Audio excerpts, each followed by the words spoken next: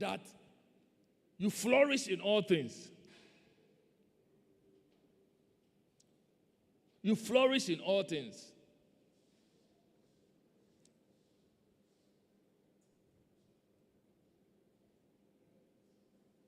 So, I want you to disabuse any thought that makes you feel that if we're talking about riches, it's for some people. Some of us, no. We don't think God can make us rich. No. If I look at what I have done in life, where I come from, I've not even been to school before. I've not even done this. God don't need school to make you rich. There are many people that he had made rich that did not know school.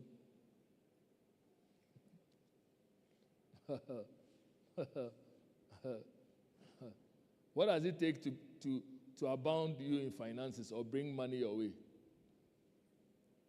It's just putting you in the right place, doing the right things, business-wise, career-wise, to open it up for you. It's not difficult for him.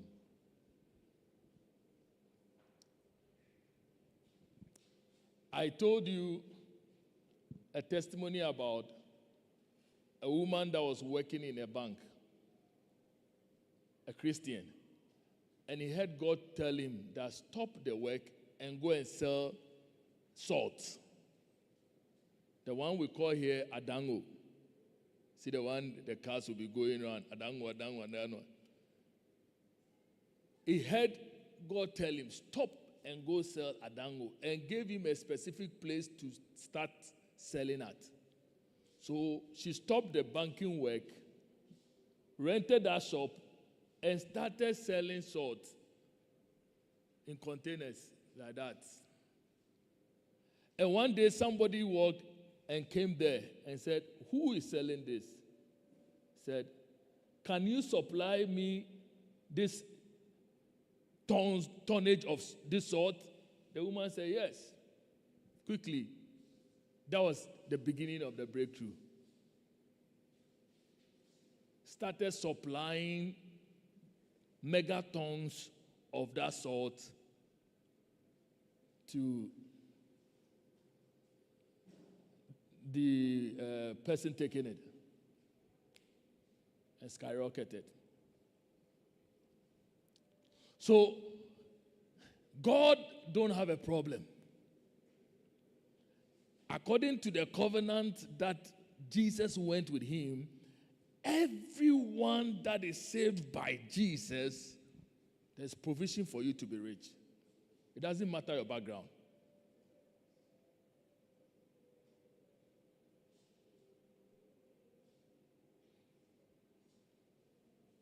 It does not matter. Your background doesn't matter. What matters is that, what did Jesus do for you? If you can take hold of what Jesus did for you and pursue him accordingly, you will see the benefit of it.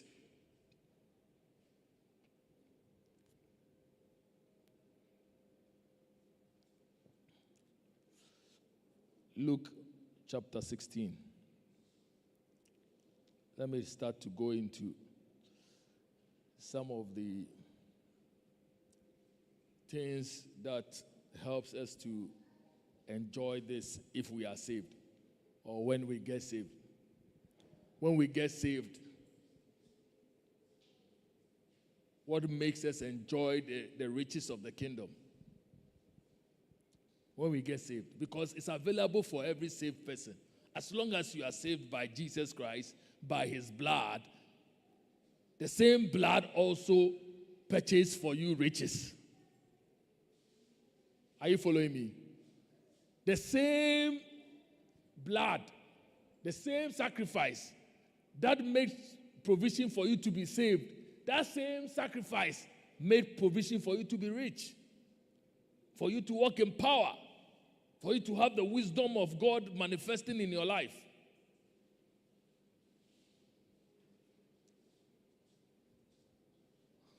So, Poverty is not synonymous to Christianity. So, one of the ways that you show that you're really following God is to be poor. No, it's a big lie. It's a what? It's a big lie. It's a big lie.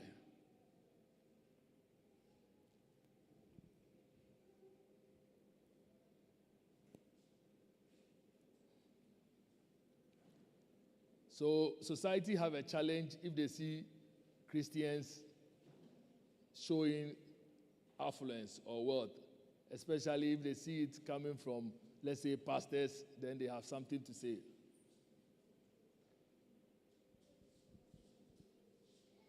But I tell people that there's no sane person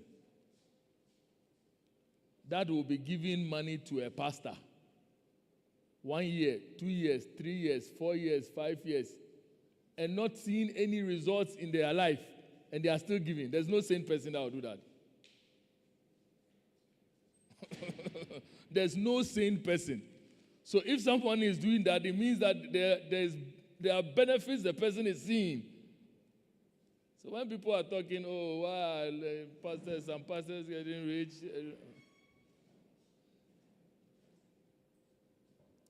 But what I'm saying this evening is not about pastors. It's about every child of God that is saved. As long as you are saved by the blood of Jesus Christ, that same salvation makes provision for you to be rich, to walk in the riches of the kingdom. It makes provision for you to walk in the riches of the kingdom.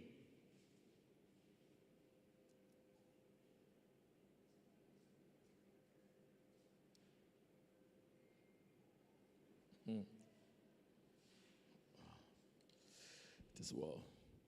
Luke chapter 16. Oh. Wow.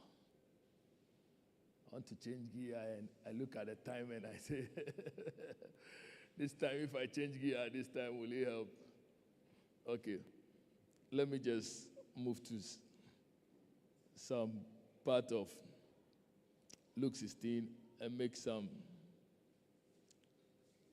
So verse 11. Maybe, hopefully, next week we'll look at the whole Luke 16. Verse 11 says, therefore, if you have not been faithful in the unrighteous mammon, who will commit to your trust the true riches? Who will commit to your trust the true riches? Who will commit to your what? Trust. The what? True riches. The kingdom or the riches of the kingdom is what is referred to as true riches. The riches of the kingdom is what is referred to as true riches.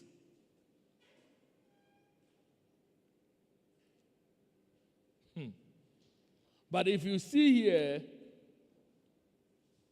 it is entrusted, it is given to people that prove themselves reliable.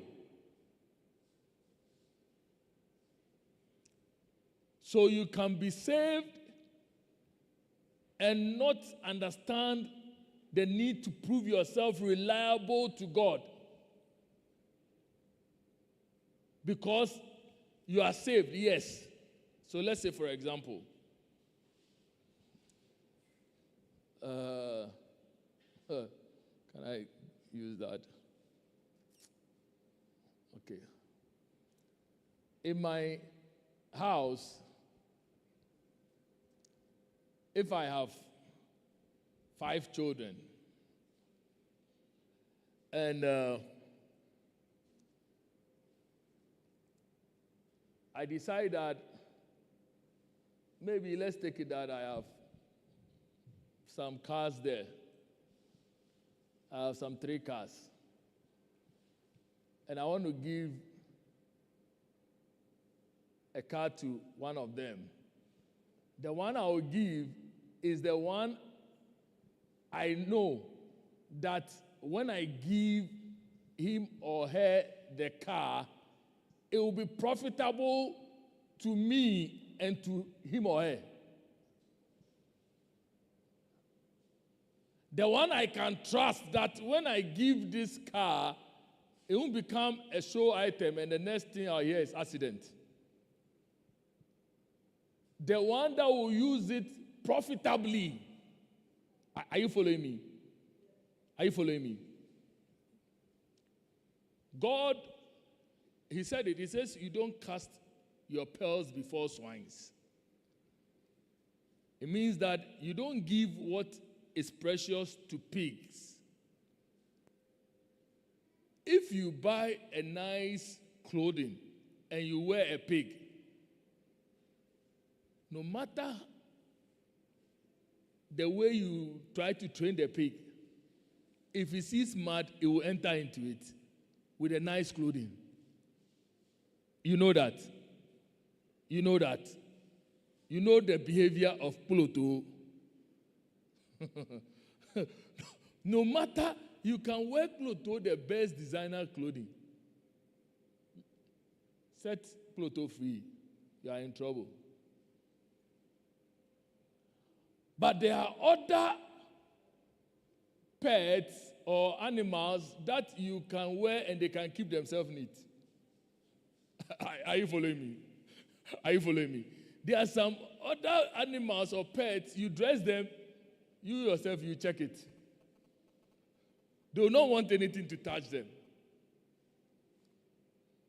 So he says that you can't cast your pearls before swines. What it means is that he himself, the riches of the kingdom, he will not put it into the hands of just anybody. He will put it into the hands of those that have been trained by him and they have proved themselves reliable and trustworthy. So that when he puts it in your hand, he knows that what he intends that riches should do on earth is what he will do.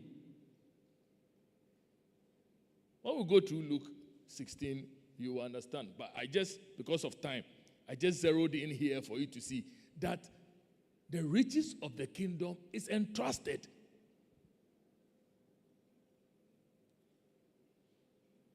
So, when you are saved, it's your responsibility to walk with him for him to be able to trust you.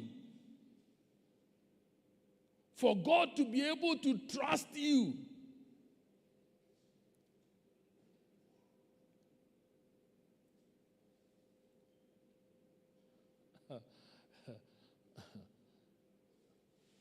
Your heart will need to be pruned, worked on, for it to have strong affection for the kingdom. Because he says, where your heart is, that is where your treasures go.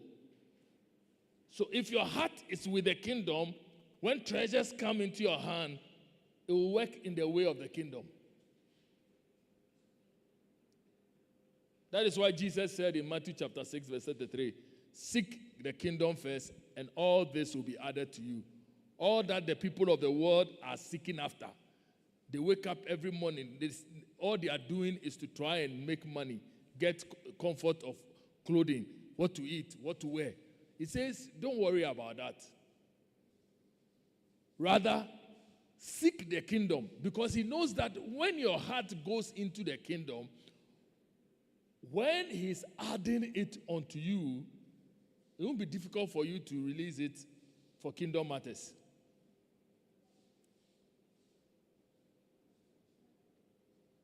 It won't be difficult for you.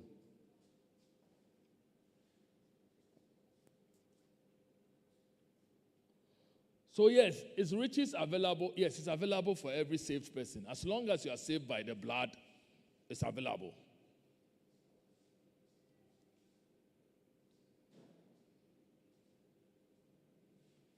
It's available. As long as you are saved by the blood, it's available. However, you need to know that it is entrusted. And it doesn't matter your background. As long as you can walk with him, if he saved you, walk with him to be reliable, you have no problem.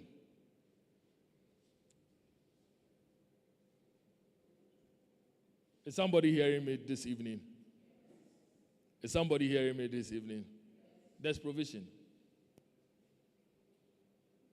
There's provision.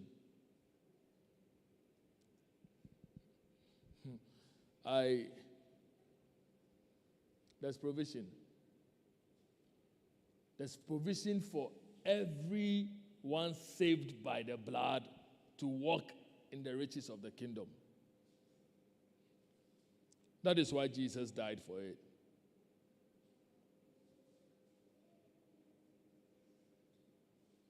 But what you need to know and understand primarily is that the riches of the kingdom is entrusted.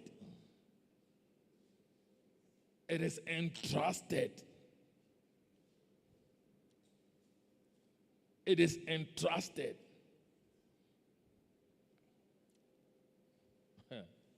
As a safe person, you can be getting some intervention, some manna. Manna will come. But you see, when he even gave them manna, he was saying in Deuteronomy chapter 8, he gave them the manna so that he can test their heart. Whether they will, he said that he made them hungry and gave them manna so he can check their heart, whether they are going to be with him or not. That is why they all didn't enter the promised land. It was their children that went in. Because he couldn't trust them with the promised land. So yes, you can be getting some releases, favor, open some doors, you get some money.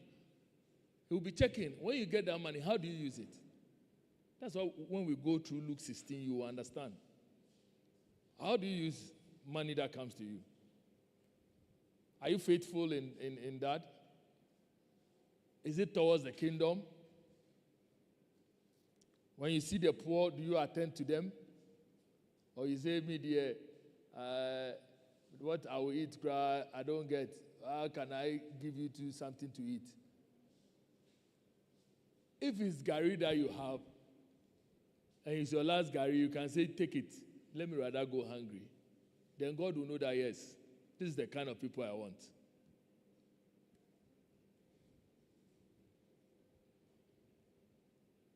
I can trust this person.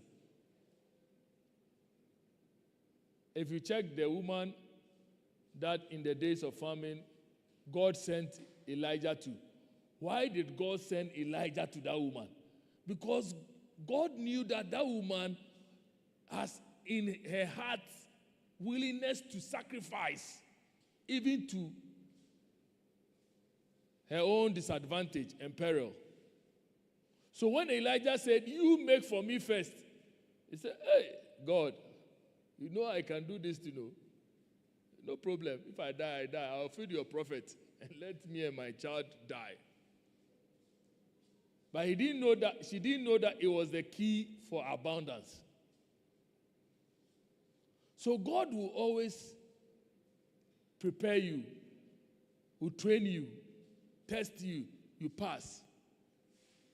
When you are reliable, trustworthy, you walk in the riches. When you are down, growing, yes, you can get interventions. But he will check how you use the interventions. He will check.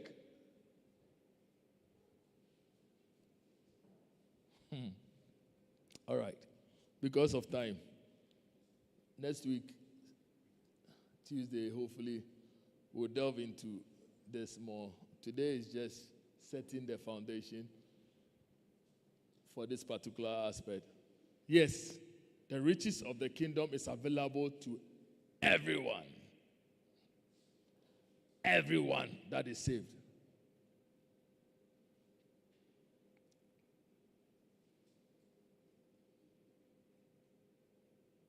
You are the gospel to the poor.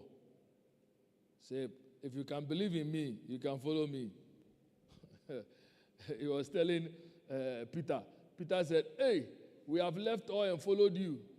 He said, no one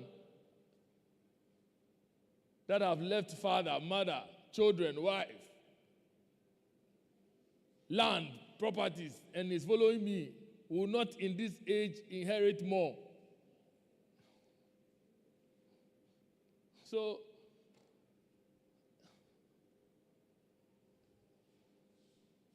the message of the kingdom, or the message that Jesus brought, is not a message to make people poor. It's not a message to say that if you are poor, then you are righteous, you are spiritual. No.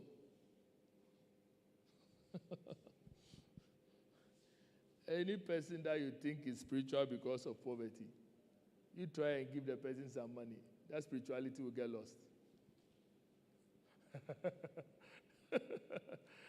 If the person is fasting and praying because